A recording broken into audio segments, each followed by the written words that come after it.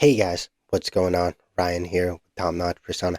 I've been getting a lot more subscribers and viewers and just engagement on my videos, so I thought it was a good time to really talk about my story again. And also, I realized I never actually made an entire video on this topic, which I feel like I planned to at some point, but I just never got around to it for some reason. So in today's video, I'm going to be talking about body dysmorphic disorder. I'm going to be talking about what it is first and foremost. I'm going to be telling you my experience with it. Then I'm going to tell you some possible solutions that I found that were really helpful for me. So if you're suffering from it yourself, maybe you can find some help in this video. If not, you guys can just listen and, this will help you kind of understand why I'm doing what I'm doing. All right, let's get into it.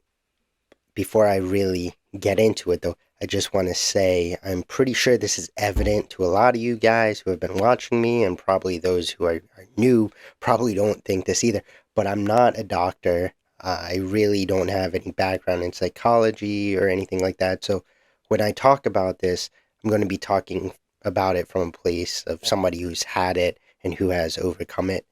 I can't really get into the technical aspects. I'll link all the information I found on it down below. You guys can check it out if interested. And if you have it or think you have it and feel like you need additional help, definitely bring it up with your therapist or somebody close in your family or a friend. But let's get into it now. So, this is from the Mayo Clinic. Just a brief overview of what body dysmorphic disorder is. Alright, so body dysmorphic disorder is a mental health disorder in which you can't stop thinking about one or more perceived defects or flaws in your appearance, a flaw that appears minor or can't be seen by others. But you may feel so embarrassed, ashamed, and anxious that you avoid many social situations. When you have body dysmorphic disorder, you intensely focus on your appearance and body image, repeatedly checking the mirror, grooming or seeking reassurance, sometimes for hours each day.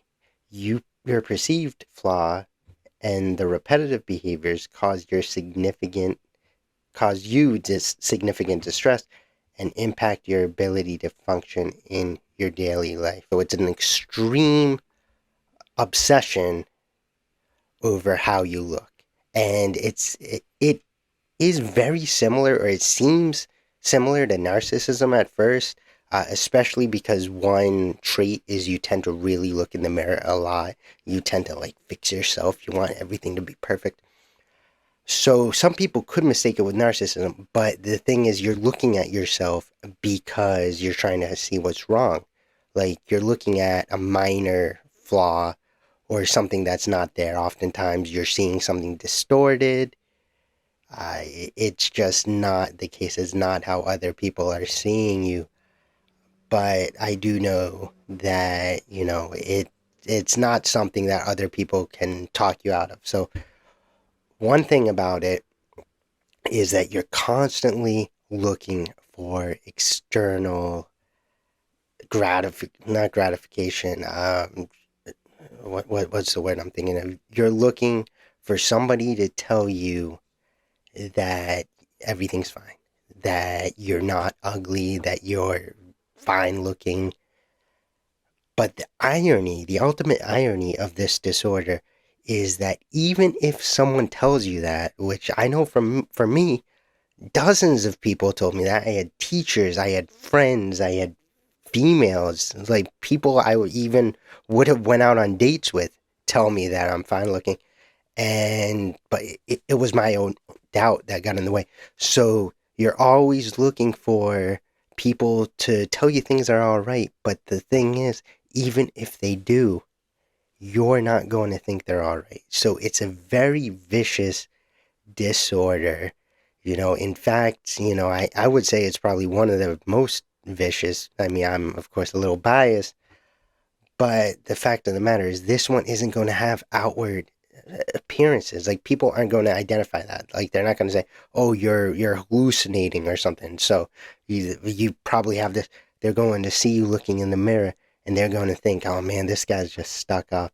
And I know that happened with me a lot, and it sucked because like I wanted to explain to people that's not the case. But especially when you're younger, this tends to develop when you're a teenager, as it did with me. And when you're a teenager, people that age, they're not really willing to listen. They don't understand what's going on. So really, you kind of feel trapped in your own head with your own kind of warped vision of how you look. So real quick, here's some symptoms that you might have it. And I actually had most of these. So signs and symptoms of body dysmorphic disorder. All right, the first one, being extremely preoccupied with a preconceived flaw in appearance that to others can't be seen or appears minor. So with me, it was always acne. I mean, my acne was fairly bad when I was younger. It wasn't like too bad though. I've seen worse, but for me, that was my fixation. Another one, strong belief that you have a defect in your appearance that makes you ugly or deforms. Absolutely with me. That's why I spent so much time looking in the mirror. I just was trying to find that flaw, pinpoint it, because if I could pinpoint it, I could possibly rectify it. Engaging in behavior aimed at fixing or hiding the perceived flaw that are difficult to resist or control, such as frequently checking the mirror, grooming, or skin picking. So I just said that. That's a huge one, checking the mirror.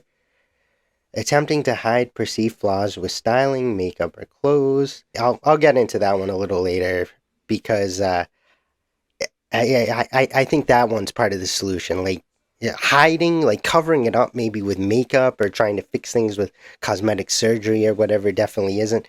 But using style, clothes, and makeup to kind of get yourself out of it, I think is actually a good thing. But I'll talk about that later on. Constantly comparing your appearance with others. Yes, absolutely. I would always see my friends and be like, wait, why are they going on dates? Why are they getting girls? And I'm not. And the only conclusion I could come to is, oh, I must actually be ugly. And, they must have something that the girls like. Frequently seeking reassurance about your appearance from others. And like I said, that doesn't work. Having perfectionist tendencies. Yes, trying to make sure everything's perfect. Even to this day, if hair's out of place or something, it still kind of bothers me. Not to the extent it did. Seeking cosmetic procedures with little satisfaction. I did want to get like surgery at one point. I'm so glad I didn't though, because it's definitely not going to fix anything. In fact, people with body dysmorphic disorder who get the surgery, they're not satisfied by the outcome because it's not how they actually look, it's in their head. And then avoiding social situations, which is a huge one. And for a lot of times, like everybody thought I had like social phobias and stuff like that because I never wanted to like go to parties or be that sociable. But the thing is, I didn't want to because of this body dysmorphic disorder, because I thought something was wrong with me, and I thought once I fixed it, then I would go out. It's definitely not something you can fix per se. You have to like change it in your head, like the way you see it, your perception needs to be shifted, and it's definitely a difficult disorder to deal with. Kind of talked a little bit about my experience with it while talking about the disorder, but yeah, basically, like, it started with me when I was probably 14 or 15. I don't really recall any significant social events or anything like that happening to really make me start feeling this way. Often that can be a precursor, like if something happens in your life, or somebody, if one of your parents or somebody just tells you over and over again that that you're fat or you're ugly or something like that. That can spark it, but with me, I don't remember anything like that. I don't think anything like that happened. I just went into high school, and you guys know how tough high school can be to begin with. So that kind of just like brought out some of these issues that were already inside of me and just hadn't really come out yet. Basically, though, it really is a time consuming disorder for me. I would spend I would spend hours a day looking at myself, trying to figure out what what's wrong? What is it that is making me so ugly? And I mean, I say that word, that's a strong word, but that's the one I would always tell myself. No one really told me that, but it was primarily me who would tell myself that. And that's when you're really in trouble. The same thing happens with abusers, anything like that. Sometimes people get you thinking these things about yourself, and the second you think them too, the second they win. Fortunately, with body dysmorphic disorder, it's more of like an internal conflict, right? So you're not really dealing with an abuser, but you are kind of the abuser in this case with body dysmorphic disorder because you're abusing yourself. You're telling yourself stuff that's not true, and you're just wasting a lot of time kind of obsessing about it. So with me, I would spend hours kind of just checking myself, analyzing myself. In school, I would like leave classes and I'd go look at myself. People would see me looking in the mirror and be like, "Oh, there's Ryan. He's checking himself out again and stuff." And as I said in the last clip, I absolutely was not doing that, but I couldn't tell anybody. Nobody would listen. I ended up skipping out classes, ditching school, a lot of things. And not to mention, I clearly, thinking back, I clearly missed out on some great dating opportunities, some girls, and obviously there's nothing I can do about it now. But thinking back, I'm like, man, like the signs were so there. This girl was into me, and my own thoughts messed it up. And right, that's actually probably always how it happens, more or less. But yeah, this body dysmorphic disorder, man, for me, it just really it was a really tough challenge.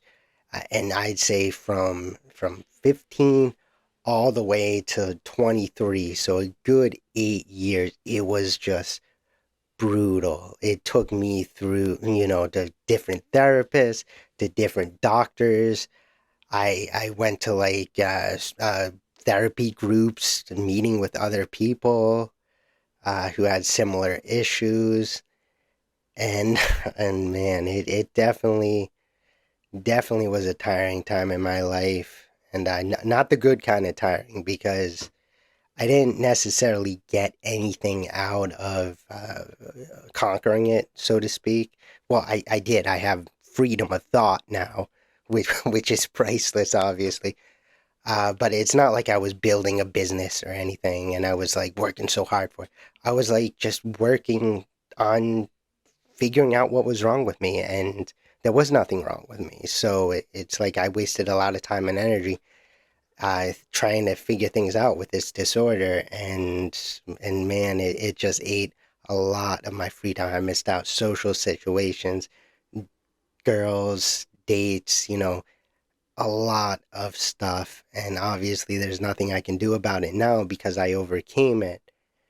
Uh, but yeah, I know what it's like to be stuck in that rut, and now I'll tell you a little bit about what I did to overcome it, and maybe that can help you out too. The first thing I will tell you is that talking to a therapist, while great, or talking to anybody really, it has its use. It helps with body dysmorphic disorder, but the solution really has to come from within. The solution cannot be given to you through, conversation or through medication. I know that stuff does help. I'm not discrediting it. Again, too, I'm not a doctor of any sort, so it's not really my place to say anything along those lines. But for me personally, the solution came when I really pulled it out of myself. So what I did primarily, the first thing was through all my experiences, especially with the outpatient programs, with the similar people, situations like that. I really observed things. I really listened to people. I really started trying to analyze, like, all right, well, this is what's going on with me. This is what's going on with them. Uh, what's going on with them seems a lot worse than what's going on with me. So I have that to be grateful for at least. But yeah, so I primarily just looked around at different people, different, who were in different situations, stuff like that. And then it kind of made me, I guess, humbled me a little bit, because I realized that even though how I saw myself wasn't ideal, it was still a lot better than somebody who, like, was abused by their father, or like beat by their uncle or something like that. And, to me, that was just really grounding. The next thing I really did was I started to get into like spirituality, like meditation, stuff like that. And that further helped ground myself, because I really think that's what you have to do with a mental disorder of any sort, but especially one that has you constantly analyzing like this, where you're trying to figure out what's wrong with yourself. So by grounding yourself, so for with me, I really got into meditation for a couple of years. I was like a guru, I'd say. I mean, I was doing that stuff like every day pretty much. But through it, it really helped me like make connections and like just internalize myself and realize that, you know, I'm a great person. And once I started believing that, suddenly I looked differently. Suddenly it was like the curtain was drawn off of me. So that really helped as well. The third thing, so going back to one of the symptoms where it was using style, and makeup and clothing to hide a flaw, I really used clothes and style not to hide my flaw, but to build up my self image, so to speak. So the great thing about clothes or style, and even fragrances, even though I got into fragrances a little later, but they allow you to essentially add to your persona. It's like a uniform. You're putting on a piece of yourself. And while I wasn't hiding, and I'm still not hiding any perceived flaws with my style or my persona, it absolutely 1000% helps. It gives me that boost of confidence. In fact, at this point, I feel lost if I don't even have, at least a waistcoat on, because it's just become such a part of my persona that without it, I'm not necessarily lost, but I don't feel exactly right. So I think clothes and style and even makeup can be a great tool to help you or I don't think with a mental disorder you can ever quite get over it per se, but clothes and style can absolutely help you get control of it. And even if it's always going to be there, which it may be, there might be a little part of you that's always there doubting, but clothes and style can just, push that way back. That's why I'm such an advocate for using clothes and style, especially if you have body dysmorphic disorder, or just in general if you need a boost of confidence or something like that. But those are primarily the three things I did. So I observed, I got into spirituality primarily through meditation. I grounded myself. And three, I really got into style and just playing around with my physical appearance. And looking back now, I can say it was really tough. The times looked really bleak and dark while I was in it. But looking back, I can tell you it definitely will get better. It does get better. You just keep working on it. You keep just, pushing forward. And eventually you'll get to a place where you are happy with yourself. But I had a feeling that this one was going to be a little longer than my usual videos, and that's all right. I guess I'll look back over it, see if I can cut anything out. But yeah, I really can't believe I never made this video sooner, because I feel this is such an important topic for me. And it's important that you guys all know. So whether you're suffering from it yourself or just a fan of the page, and definitely good information. But I hope you enjoyed that and you got something out of it. Remember, if you haven't yet, give this one a thumbs up, hit the subscribe button and the notification bell to stay up to date with my content. Also, I have a Patreon page down below. You guys can check it out if you're enjoying the content and you want to receive additional perks. But yeah, so until next time, remember, when you look and smell your best, you feel your best. And that's what matters.